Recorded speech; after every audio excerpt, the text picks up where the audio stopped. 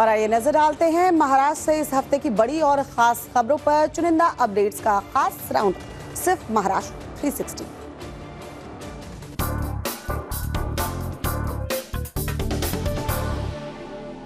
किसानों के कल्याण और ग्रामीण बदलाव से लेकर स्वास्थ्य सेवाओं, खेल ढांचे और जनहित से जुड़ी पहलों तक, आइए देखते हैं महाराष्ट्र की प्रगति को नई दिशा देने वाले कुछ अहम फैसले, विकास परियोजनाएं और सरकार की प्राथमिकताएं। पेश है हमारा खास सेगमेंट महाराष्ट्र 360।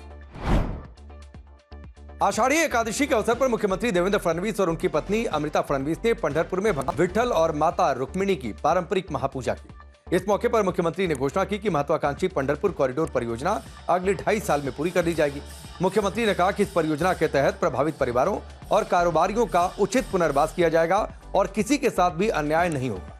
उन्होंने कहा कि कॉरिडोर बनने के बाद बढ़ती संख्या में आने वाले श्रद्धालुओं को विश्व स्तरीय सुविधाएं मिलेंगी, जबकि पंढरपुर की आध्यात्मिक पहचान भी बरकरार रखी जाएगी। मुख्यमंत्री ने किसानों के कल्याण के लिए सरकार की प्रतिबद्धता भी दोहराई। उन्होंने कहा कि कर्ज माफी, मुफ्त बिजली और बिजली बिल माफी जैसी योजनाओं का उद्देश्य किसानों का जीवन बेहतर बनाना है। इस परियोजना का उद्देश्य मंदिर परिसर का विस्तार करना और आधुनिक सुविधाएं तैयार करना है, ताकि हर साल बढ़ती संख्या में आने वाले श्रद्धालुओं को बेहतर व्यवस्था मिल सके। मुख्यमंत्री ने कहा कि इस साल की आषाढ़ी वारी में रिकॉर्ड संख्या में श्रद्धालु पहुंचे। दर्शन के लिए कतार 25 किलोमीटर से भी लंबी रही और श्रद्धालुओं को करीब 25 घंटे तक इंतजार करना पड़ा।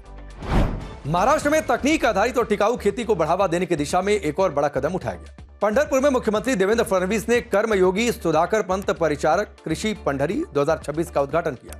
राज्य स्तरीय कृषि प्रदर्शनी का उद्घाटन करते हुए मुख्यमंत्री ने कहा कि आधुनिक तकनीक, नवाचार और वैज्ञानिक खेती के तरीके से ही खेती की पैदावार बढ़ाने और किसानों की आय में सुधार का सबसे प्रभावी रास्ता है। आषाढ़ी वारी के साथ आयोजित इस प्रदर्शनी में लाखों किसान और वारकरी एक ही जगह आधुनिक कृषि तकनीक देख सकेंगे, सरकारी योजनाओं की जानकारी ले सकेंगे और कृषि विशेषज्ञों से सलाह भी ले सकेंगे। कृषि पंढरी 2026 में आधुनिक कृषि तकनीक, उन्नत कृषि मशीनें, बागवानी से जुड़े समाधान, मिट्टी की जांच, फसल प्रबंधन और एआई आधारित खेती से जुड़ी कई नई तकनीकों को एक ही जगह प्रदर्शित किया गया है, ताकि किसानों की पैदावार बढ़ाने में मदद मिल सके। महाराष्ट्र सरकार की किसान कर्ज माफी योजना का पहला चरण शुरू हो चुका है। पंढरपुर में आयोजित कर्मयोगी सुधाकर पंत परिचारक कृषि पंढरी 2026 कार्यक्रम में मुख्यमंत्री देवेंद्र फडणवीस ने बताया कि योजना के लिए पात्र करीब 17 लाख किसानों की पहली लिस्ट तैयार है। मुख्यमंत्री ने कहा कि पहले चरण में करीब 13,000 करोड़ रुपए की कर्ज माफी की राशि सीधे पात्र किसानों के बैंक खातों में भेजी जाएगी। उन्होंने बताया कि राज्य सरकार की 36,000 करोड़ रुपए की इस कर्ज माफी योजना से करीब 56 लाख किसानों को लाभ मिलेगा।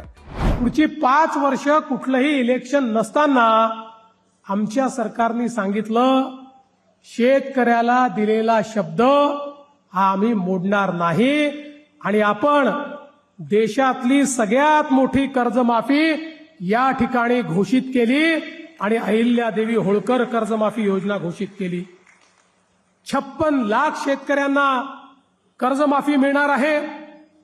ज्यांनी नियमित कर्ज भरलं त्यांना 50,000 रुपये त्यांच्या अकाउंटला आम्ही देतो आहोत। पुण्य श्लोक अहिल्यादेवी होलकर शेतकरी कर्ज मुक्ति योजना के पहले चरण में करीब 17 लाख पात्र किसानों को शामिल किया गया है। इनके लिए 13,000 करोड़ रुपए की कर्ज माफी की राशि सीधे पात्र किसानों के बैंक खातों में भेजने का प्रस्ताव है। मुख्यमंत्री ने कहा कि पूरी योजना के तहत करीब 56 लाख किसानों को कर्ज से राहत मिलेगी। इस योजना पर राज्य सरकार करीब 36,000 करोड़ रुपए खर्च करेगी। कर्ज माफी के साथ साथ सरकार कृषि बिजली के 48,000 करोड़ रुपए के बकाये के निपटारे की दिशा में भी काम कर रही है। महाराष्ट्र के उप मुख्यमंत्री एकनाथ शिंदे ने यशवंत रामा साल्वी अंतर्राष्ट्रीय युवा स्विमिंग पूल और बहुउद्देशीय खेल परिसर के पुनर्विकास कार्य का भूमि पूजन किया। इस मौके पर उन्होंने कहा कि राज्य सरकार विश्व स्तरीय खेल ढांचा तैयार करने के लिए पूरी प्रतिबद्धता के साथ काम कर रही है। उप मुख्यमंत्री ने कहा कि मौजूदा खेल परिसर को आधुनिक और अंतर्राष्ट्रीय स्तर के स्पोर्ट्स हब के तौर पर विकसित किया जाएगा।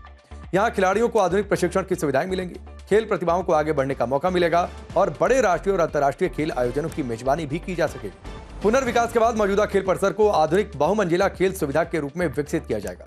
इसमें अंतर्राष्ट्रीय मानकों के अनुरूप आधुनिक स्विमिंग सुविधाएं और खिलाड़ियों के लिए बेहतर प्रशिक्षण व्यवस्था तैयार की जाएगी। महाराष्ट्र की उप मुख्यमंत्री सुनेत्रा पवार ने पुणे के बानेर में कोरू होलिस्टिक रिहेबिलिटेशन सेंटर का उद्घाटन किया। उन्होंने इसे क्षेत्र की स्वास्थ्य सेवाओं में एक महत्वपूर्ण नई सुविधा बताया। उन्होंने कहा कि खास देखभाल की जरूरत वाले मरीजों की रिकवरी और उनके जीवन की गुणवत्ता बेहतर बनाने में ऐसे सेंटर महत्वपूर्ण भूमिका निभाएंगे, ताकि मरीजों को एक ही जगह बेहतर रिहेबिलिटेशन की सुविधा मिल सके। यहाँ न्यूरोलॉजिकल और ऑर्थोपेडिक मरीजों के लिए रोबोटिक फिजियोथेरेपी की सुविधा भी उपलब्ध है।